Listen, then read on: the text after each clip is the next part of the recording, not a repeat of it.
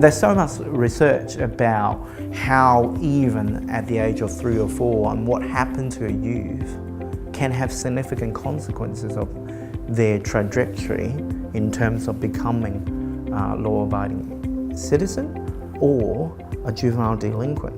It's really tragic to see the number of kids that are coming out of the child protection system who end up in contact with the juvenile justice system. Many of the young people come with complex needs, quite often with high levels of trauma or pretty adverse experiences, and perhaps also that many children, although undiagnosed, are likely to have cognitive and behavioural developmental problems.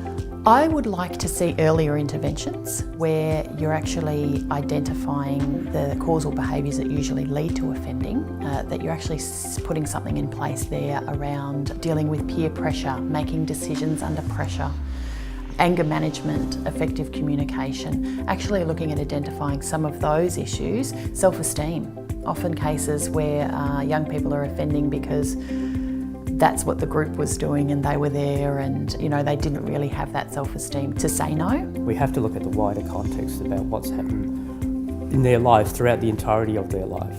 From the very young age, what's happened in the family situation, what's happened in the community, what's happened in many cases about the exposure, whether it's violence, family loss, grief, substance abuse.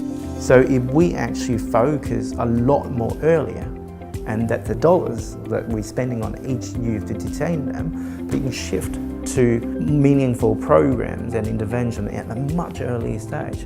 We definitely will save money from this end, but put into much more better use in that end.